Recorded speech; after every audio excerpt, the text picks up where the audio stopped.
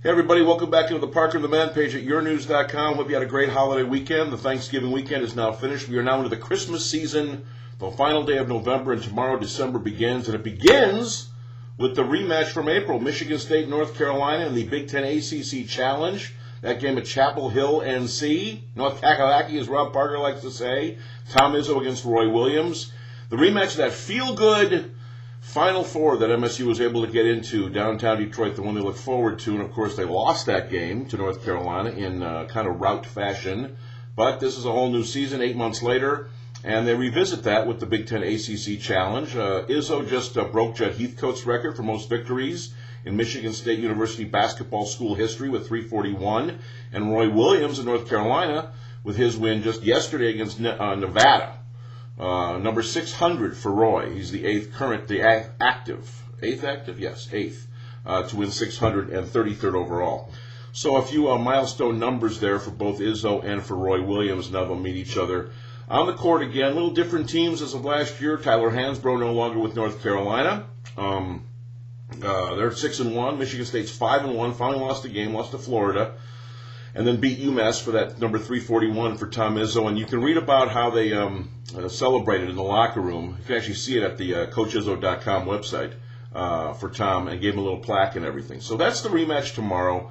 That's what's exciting on December 1st is MSU and North Carolina already revisiting the April matchup in the NCAA championship game. Lots of other stuff happening, seriously, too. It's not just that, obviously, with the football and everything else going on. And so let's, what else did I write about here? Michigan losing twice. Speaking of college basketball, John Beilein in his own tournament down in Orlando, well, they had, not the wrong one, but they had a tournament to go to, the Old Spice Classic, and 2 times they lost. So not only did Michigan State lose a game, they'll fall in the rankings today, but Michigan also lost. Speaking of Michigan State, I want to mention one other thing, because I brought up this. Somebody in Sports Illustrated said something about Michigan State maybe should be the entire team Sportsman of the Year. That will be announced today by Sports Illustrated. Not the biggest award in the world, but it's something, and they actually got a vote by one of the writers, Lee Jenkins, who said that he thought the Michigan State team, because of what they did back in April, should be Sportsman of the Year. So that's something to look for also today as that is announced. See who actually wins it. I think it might be Jimmy Johnson, who won his 4th NASCAR Cup, but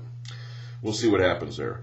So again, more on Michigan. Also read about Lawrence Frank getting fired in Jersey. How could he not be fired? The Nets off to an incredible 0-16 start. They fire Frank, their coach, the last 6.5 years. Said bye-bye. They got an interim coach right now, and then he went out and lost to the Lakers last night. So they're now 0-17. That ties the all-time record to start a season. They can break it against the Mavericks on Wednesday. No team in NBA history has ever started 0-18. The New Jersey Nets will try to be the first with an interim head coach. Lawrence Frank, gone. Charlie Virul is in place. The first 2 guys to get fined for tweeting the Twitter thing, Tyson Chandler and Amare Stoudemire. They got fined $7,500. And give it up to Rasheed Wallace. I want to clap, too, for the Nets for going 0-17. But Rasheed got fined $30,000 for ripping the officials after a Celtics win. So, hey, Boston, this is what we've seen in Detroit the last few years with Rasheed, and he got fined. So the Charlie V rule, I call it Charlie V because Charlie Villanueva of the Pistons, who, by the way, has a little busted nose action. They did win, though, yesterday against the Atlanta Hawks, finally. But Charlie Villanueva kind of got the rule going when he was caught tweeting during a game back in March when he was with the Milwaukee Bucks. So it's now the Charlie V rule. If you tweet during the game, if you're on Twitter during the game, you get slapped with a fine. Lions, of course, were off Sunday after the loss against the Packers on Thanksgiving. They got to watch the Bengals beat the Browns. That's next up for them, Cincinnati on Sunday.